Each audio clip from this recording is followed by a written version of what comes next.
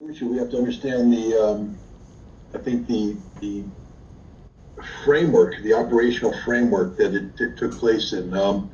Bucha occurred at the tail end of phase one, or in the midst of the transition between phase one and phase two of a Russian military operation.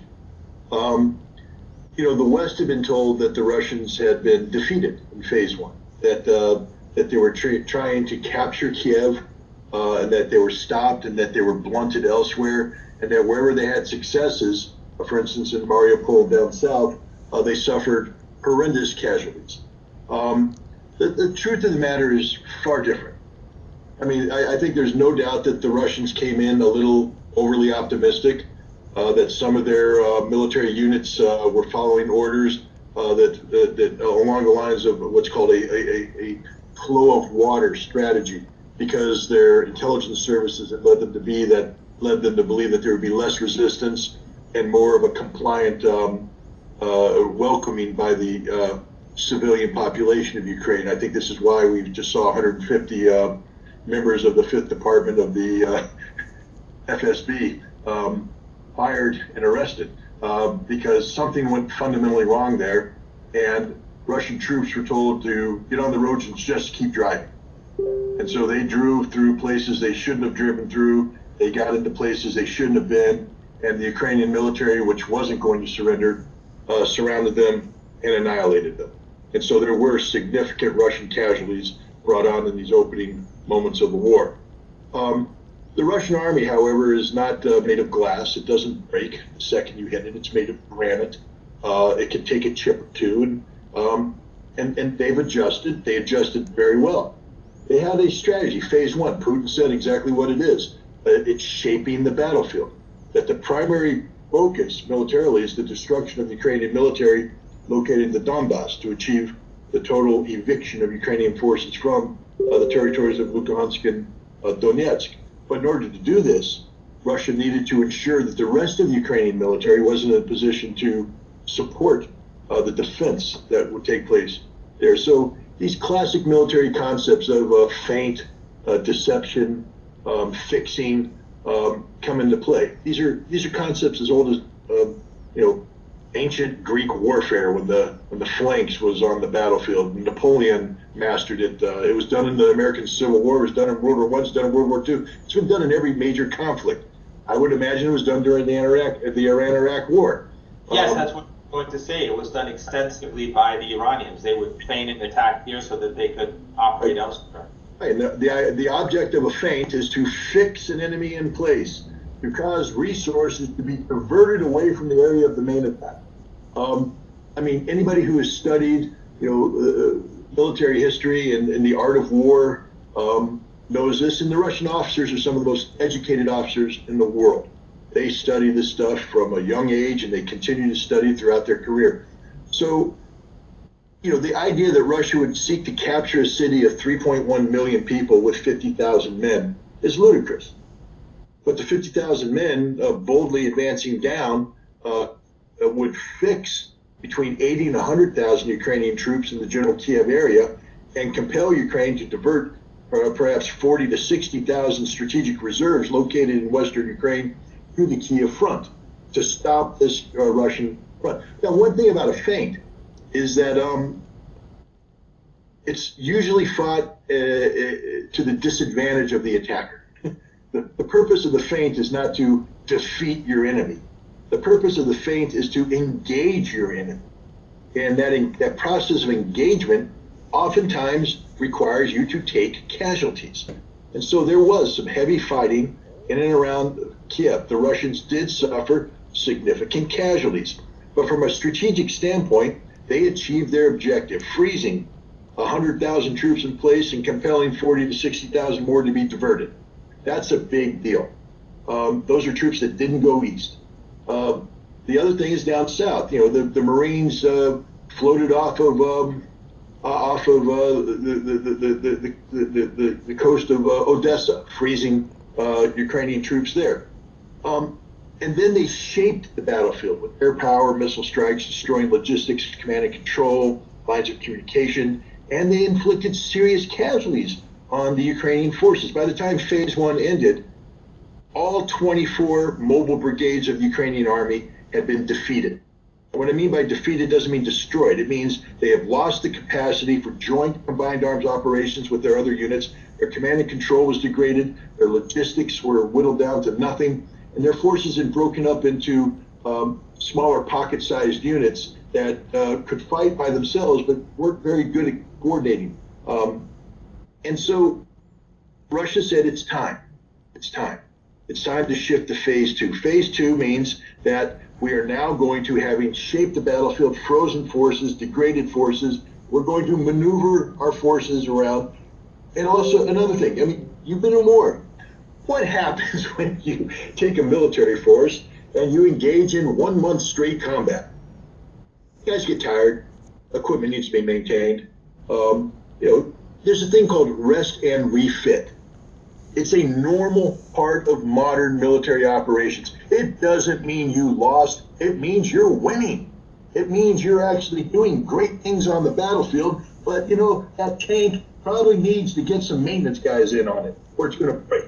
The soldier probably needs to get some sleep and get some food in them and get a hot shower and feel like a human again. And the command needs to sit back and say, okay, we're refocusing. Let's get our tabletop exercises together. Let's get down to the basics of fighting the war while we maneuver around.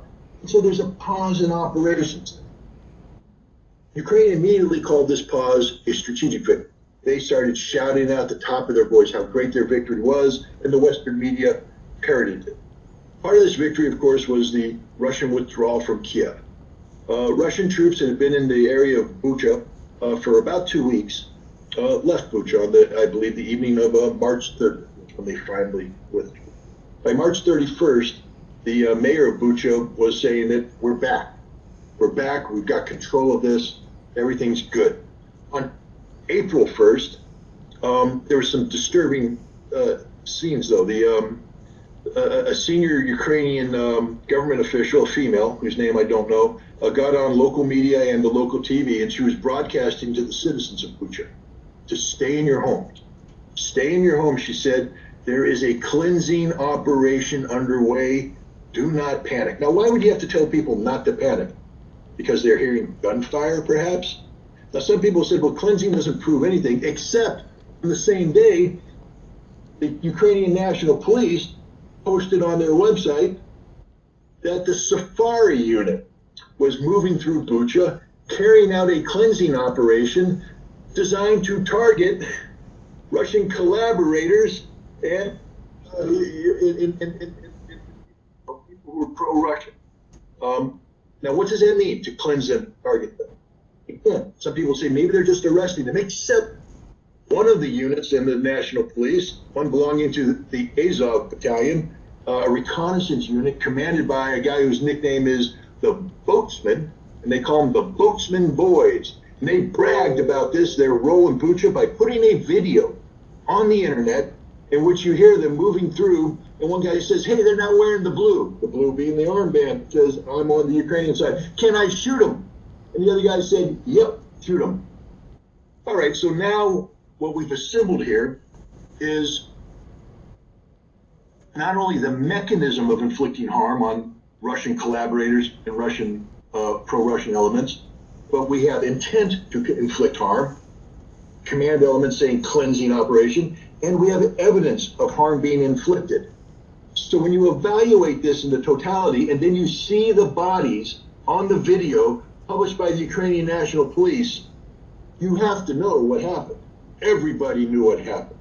When you have bodies with white armbands lying on the ground, some of the bodies had the white armbands removed to use to bind the hands behind their back. So this wasn't a case of somebody coming down the street, seeing movement and shooting. This was a case of somebody coming down the street saying, freeze, you're wearing a white armband, stroke them in the face, tying them up, and popping them in the back of the head. Summary execution. That's exactly what happened.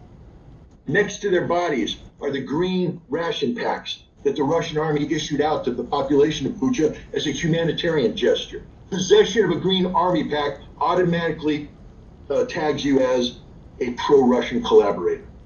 So the people carrying the green packs with the white armbands were killed. By whom? By the Ukrainian National Police. But now the Ukrainians have a problem, because at the same time this story is coming out, videos are appearing online showing the Ukrainians assassinating Russian prisoners of war. Videos are coming online showing the Ukrainians doing horrible things to people. Massive amount of it. It's as if the Azov battalion forgot that it's not, that the internet isn't there for self-entertainment. They forgot that other people watch. And the Ukrainian government had a PR problem, so much so because you have CNN, which is about as pro-Ukrainian as you can get, saying maybe they're killing prisoners of war. When you have the US government saying the Ukrainian government should investigate the possible war crimes carried out. You have the Washington Post publishing a piece that not only talks about prisoners being killed, but about the Ukrainians putting their troops next to civilian areas and saying that's why the damage is being done, because Ukrainians are using human shields. That most of the dead civilians in this conflict aren't the fault of the Russians, but the Ukrainians are using them as human shields. Ukraine has a massive human rights problem. So instantly, the narrative changes in Bucha. Instantly. It's now the greatest war crime in modern history. And it's not. There's more dead bodies under a collapsed building in Mariupol that are lying in the streets of Bucha. I'm not trying to be mean here. I'm not trying to denigrate the dead or minimize the tragedy. But let's not blow this into genocide. What this was revenge killing by the Ukrainian National Police. All of the evidence points to that. There were some pathetic efforts to put up satellite imagery by the New York Times, working with a civilian satellite company that has very close relations with the U.S. intelligence community for the sole purpose of influencing public opinion.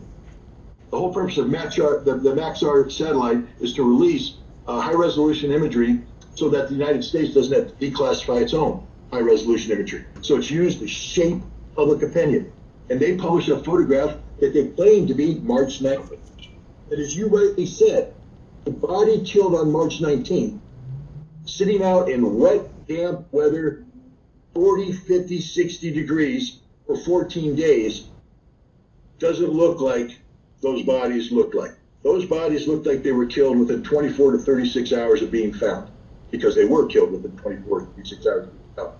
Had they been killed 14 days ago, they would have been double in size, unrecognizable as human beings, bloated, black, and many of them burst open, putting putrefied, liquefied innards onto the soil next to them. That's the reality. Nobody would be walking down that street because they'd all be throwing up because of the smell. You know this. Anybody who's been involved in war knows this. That's the horrible reality of death. And suddenly the New York Times is telling us that biology, the laws of biology no longer apply if you're in Bucha, Ukraine. That bodies decompose at a far slower rate in Bucha, Ukraine, than they do anywhere else in the world. We're supposed to believe it, and guess what? The world did believe it. Nobody's questioning this.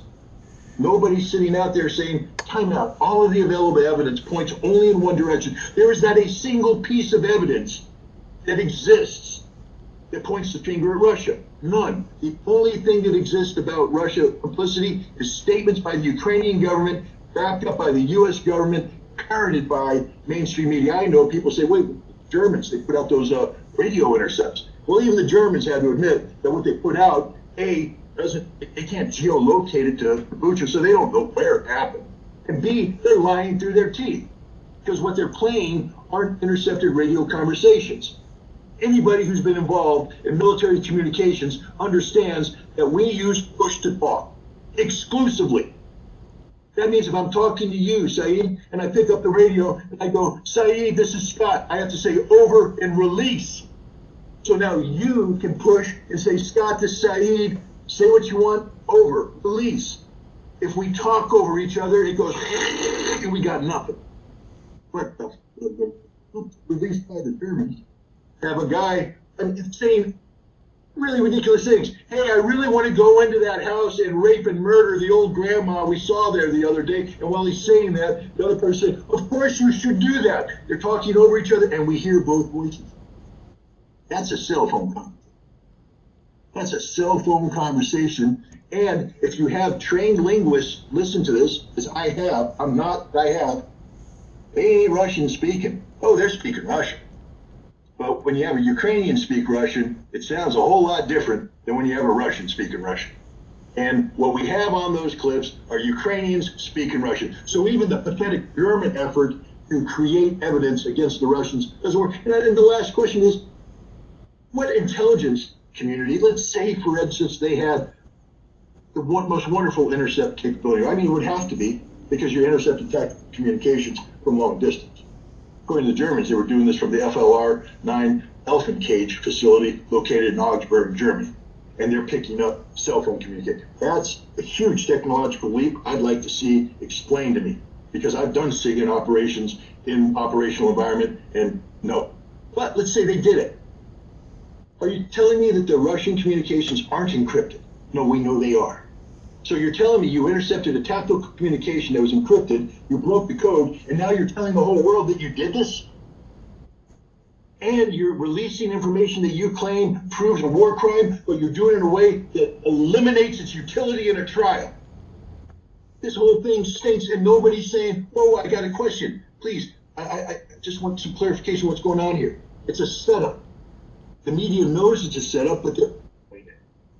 And I had the audacity to put this out on Twitter because I believed that Twitter had the potential of being a forum where a genuine debate, discussion, and dialogue could take place between a high-powered, influential academic and national security audience that could hopefully bleed over. Now, Max knows better than me. Maybe Alistair says he's on Twitter, so I don't know anything about Twitter's metrics. But I'll say this. I had 3 tweets that dealt with Bucha, and one that dealt with what we were talking about, the strategy. If you have 3 million impressions, is that good or bad? I think it's okay. It's not the best. I'm sure there's people out there that have better impressions, but to put out a tweet and then to find out later that day that you have 2 million impressions, I think it means you're having an impact. I think it means that people are listening, people are paying attention. There's some sort of participatory thing going on. And this was a threat. This was a threat. This could not be allowed to stay. So I was banned. We protested the first ban, and they banned me for the same thing. I got banned twice for the same thing, just daring to challenge the narrative of Bucha. Now my voice is permanently eliminated from Twitter.